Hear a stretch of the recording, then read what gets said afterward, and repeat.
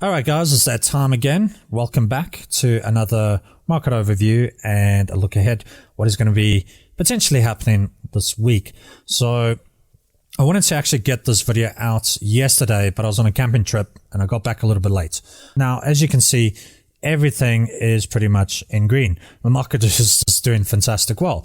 Now, why is that? You know, you got to remember last week there was quite a bit of whiplash happening.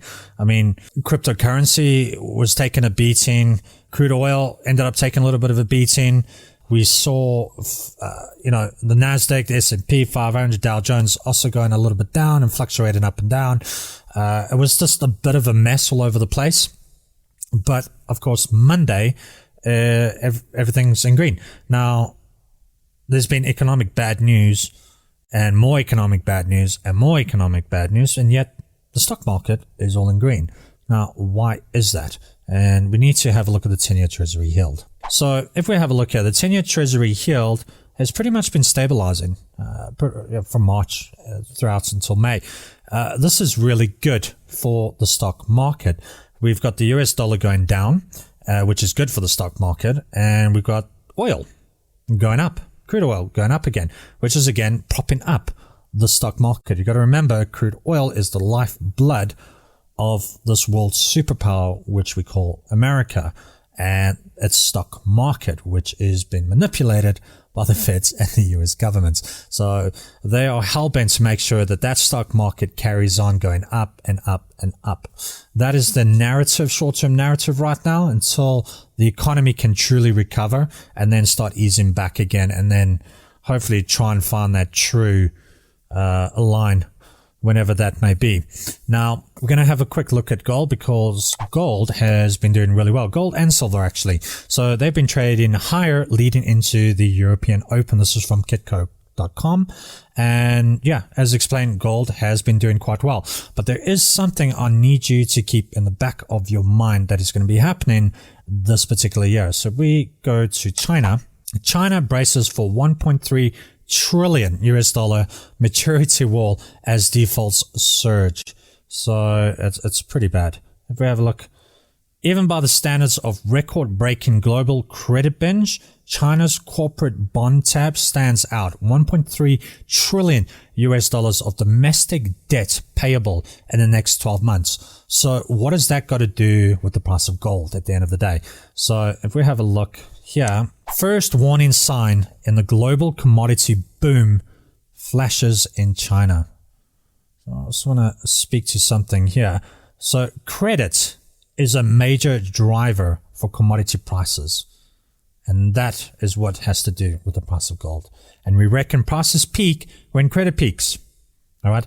That refers to global credit, but Chinese credit accounts for a big part of it, especially when it comes to infrastructure and property investment. And this is why commodities have really been doing quite well, is because it's all been sucked into China. Now, you got to remember, there's gonna be this ripple effect now. You know, the gooses are going to come home, right?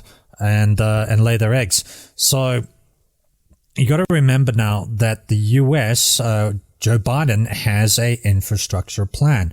So this should absorb any form of ripple effect that's going to come from China now, in terms of their bust. And you've also got Europe, coming into play. They're getting their economies back into play now. So this is why I'm still very bullish, because you're looking at two major continents, really, the US, the Americas, and also Europe, that will carry on driving up the commodity prices. So I'm still still very bullish actually on gold and silver. However, just keep this in the back of the mind, because there is going to be some fluctuations then, caused by this with commodity. I want to go to crude oil quickly, and crude oil has been doing fantastic. So we got your crude oil price of strength on Monday, helped by doubts over Iranian crude re-entering the market, as well as the continued reopening of US and European economies from the COVID-19 pandemic. This is all fantastic news for crude oil, and this is why you're seeing the stock market going up. Okay. Another bit of good news is crude oil jumps on weather concerns in the Gulf of Mexico.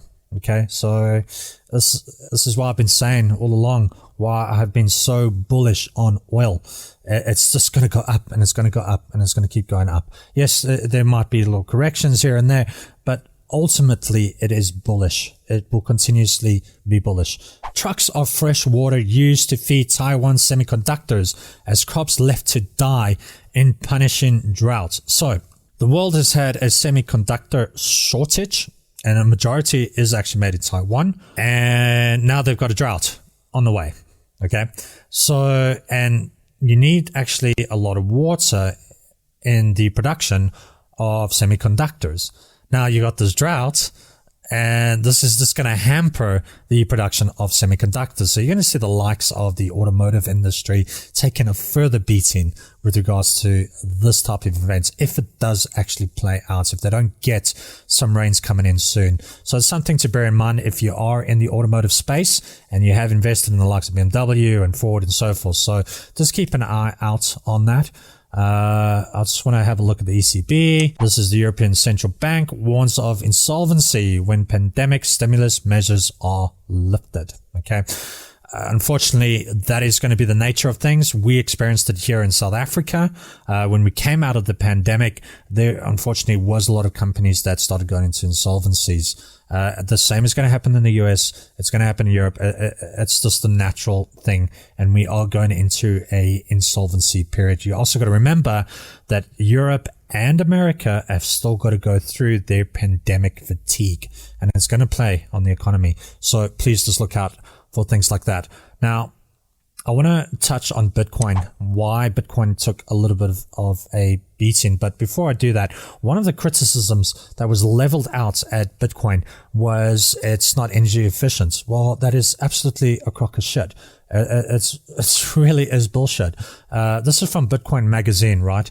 So this is the annual greenhouse gas emissions. This is Bitcoin. This is the gold industry, or the sector. And this is the financial and insurance sector. Okay. Bitcoin only makes 0.12% of the global house gas emissions compared to the finance and insurance sector. It's ridiculous. This is another reason why Bitcoin needs to just get rid of the current financial system that we have, because the current financial system, if we're going to start playing that game, is a massive contributor to global house gas emissions. Bitcoin clearly solves that problem. Come on, man. Bitcoin is actually solving the energy crisis. Let's just put it that way. So, but there's a bigger agenda at play, to be honest with you, and I want to speak to that now. So China and Russia have been focusing on changing the international environment as they deem the current global order we live in as wrong as it was settled by Western governments. This read a little bit funny, but ultimately what is being stated here, and the narrative here, is that there's a currency war. Okay, China wants to dominate the world, and the only way it can do that is it topples the US dollar, and they come out with their digital coin, which is ultimately a shitcoin at the end of that. It's a communistic shitcoin. And that's really the narrative that's been played here. Of course, Russia wants to join forces here. And, these two nations want to be the controlling power of the world. This is the narrative. Now, you got to remember 62%, it's about 62% of Bitcoin miners are situated in China. So if we had to play the game theory of China outright banning Bitcoin mining, well, now there's going to be a supply deficit for Bitcoin, and the price is just going to skyrocket. The price will be insane, okay? But eventually that should filter through to other Asian-friendly countries and also into Africa, because electricity is cheap in Africa anyway. So, this is really the narrative, and this is really why Bitcoin was taking a bit of a beating, is simply because of what China's trying to do. Yeah, it's trying to take on the US dollar, okay, and it's trying to threaten Bitcoin. So, we as the people, we're stuck between a rock and a hard place. You got the rock, which is the US dollar, okay, this financial system that needs to get rid of, and then the hard place is communism with a communistic coin. Well, I'm sorry, I'd rather just, take the middle here and take Bitcoin at the end of the day, because Bitcoin is the people, and people are stronger than a government, than a monarch, or anything like that. Okay, whoever controls the money, which is typically the bankers, controls the world. Now, if you get rid of that entire system, where does the power lie now? It lies with the people, of course. So this is really the war that's at play here. This is why Bitcoin was taking a little bit of a beating. This is simply because of the narratives that's happening here in terms of currency war. And we, the people, needed to stand up to that crap at the end of the day. I don't want to take on a communistic coin. What the hell for? And I want to get out of this financial system because it's screwed. So this is Plan B's Bitcoin daily stock to flow price. And really, guys, there's nothing that much to worry about. Okay, it's still well in with its training band. It's still on its upward trajectory. Of course, I'll be quite concerned if it does drop out of here. Another graph that I want to get to is the rational route. So as you can see, 2013 and 2021, they're following a very similar pattern. And basically what it's telling you, is that it's reached its bottom and the price should start going up. That's really it, is that it's found its bottom. It seems to be replicating 2013.